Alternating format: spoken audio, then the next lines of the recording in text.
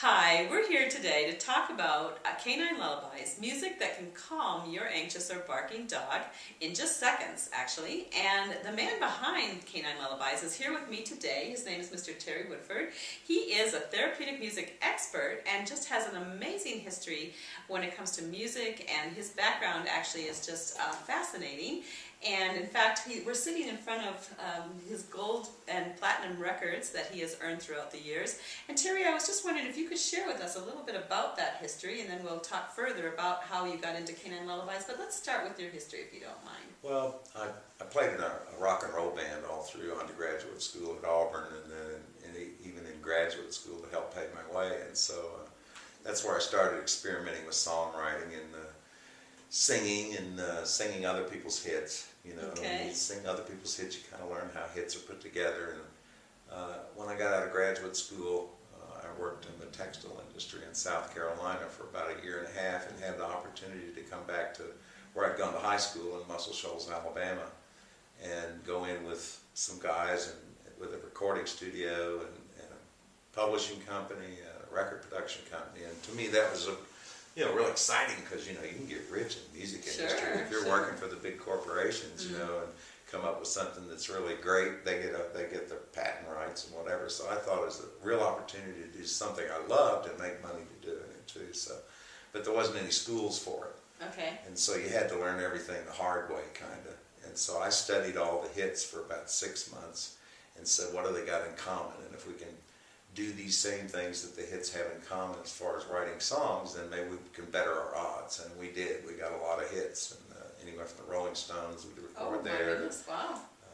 Just on and on. And so Muscle Shoals, Alabama became the hit recording capital of the world. And my original partners were just inducted in the Musicians Hall of Fame, and some of my songwriters are in the Songwriters Hall of Fame. And Mac McAnally, a guy I found when he was 16, just got the CMA award for the last 2 years for Best Musician, and he's in the Songwriters Hall of Fame. Okay. And so a lot of the guys learned those rules, learned how do you make hit records, and how do you write hit songs, really, how do you construct them.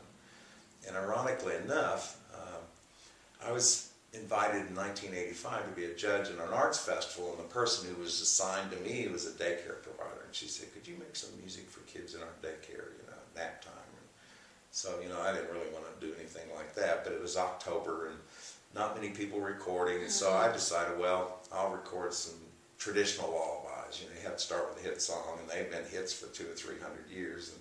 But I decided to put them into a singles format, the things that I'd learned about writing hit songs. Oh, okay. And changed them up a little bit to where they were 2 minutes and 45 seconds to 3 minutes and 10 seconds long, the length of a hit record. And decided, well, to be cool, because I knew my peers would say I was on the way out. If you were recording lullabies. And I had my own recording studio at this time, and had been a producer for Motown, and got to produce the Temptations and the Commodores and Supremes and Jerry Butler, and people that I'd grown up loving their music. So it was a real treat to be able to work with those people and work for Berry Gordy at Motown. And so I decided I'd use the human heart recorded from the chest as drums. Lullabies don't usually have percussion or any drums, just like classical music. So I'll use the human heart right where a baby lays its head. It became a technical challenge. I forgot the heart didn't beat in tempo, and I forgot it was such low frequencies, that wouldn't reproduce on these little boom boxes with the little speakers. So I spent about 1,000 hours in the studio just to get the heartbeat. So your simple little project turned out to be quite something. Well, yeah, I didn't know it would work, and I had it tested at Helen Keller Hospital in the newborn nursery, and they found that 94% of crying babies would stop crying in less than 2 minutes. And I thought, whoa. Amazing. But don't babies cry in newborn nurseries, so what? Then I got a call from the cardiac recovery unit at the University of Alabama. They had gotten a hold of one of the cassettes. It was a cassette at the time. It had 5 songs, and they said they wanted to talk to me about it.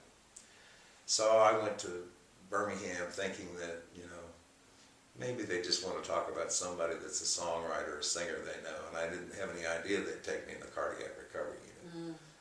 And I saw little babies cut from the neck to their belly button, and tubes and monitors and beepers and buzzers. It was quite an intimidating, humbling experience. You see these nurses scurrying around, and really compassionate, caring people, and they were really excited to show me how these Heartbeat Lullabies were going to calm their babies. And so they showed a baby that's heart rate was around 200, and they started the music in less than 20 seconds. The heart rate came down. They told me how important it was to keep babies calm in those intensive cares because their heart's trying to heal.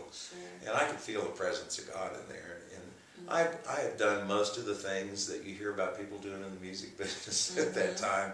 So it was a life-changing experience for me, and I decided to leave the music industry and learn as much as I could about calming babies. And so the Heartbeat Lullabies have been used in over 8,000 hospitals and special care centers to calm babies in neonatal units, pediatric units, MRI, nuclear medicine, chemotherapy.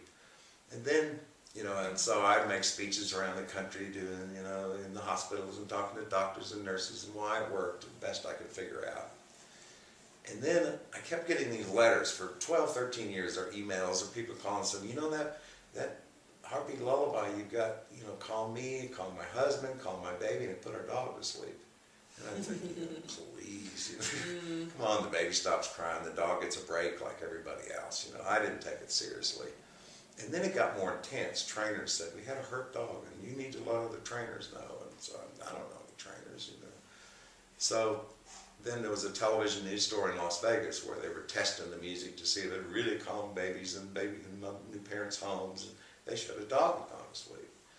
So I wrote an article for the American Border Kennels Association and took our baby CD and put a paper label on it with a picture of a dog and called it Canine Lullabies and said research done on human babies first, because this is the most researched music in the world. This particular recording they choose because they know it works, and they're trying to accomplish something with calming babies and kids.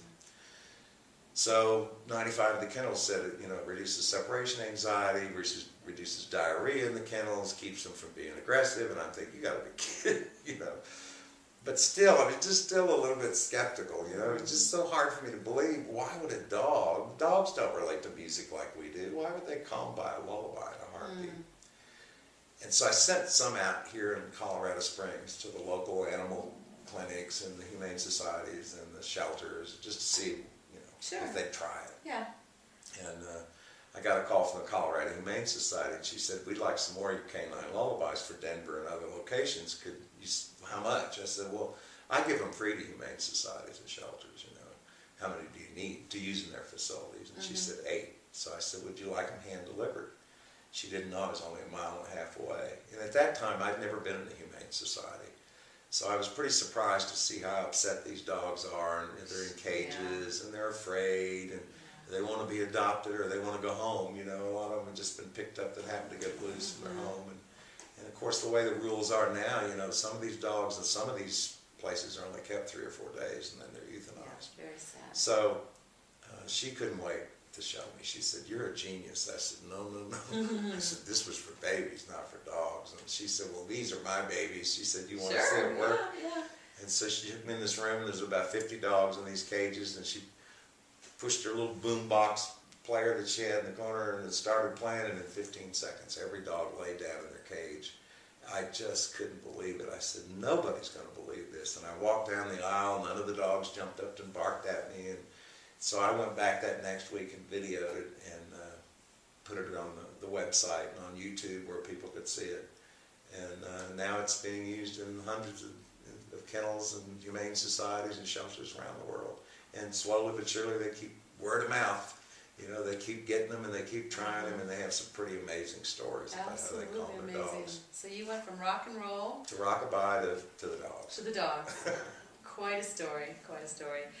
Well, this can be your experience today for your dog. Why don't you go to yourcaninelullabies.com and you can download a free lullaby song, put it on your MP3 player or your iPod, or burn it on a CD, and play it for your dog. And your dog, too, can be, like Terry was sharing today, calmed and quieted in just literally seconds, and you'll have a happier dog and you'll be a happier pet owner for it.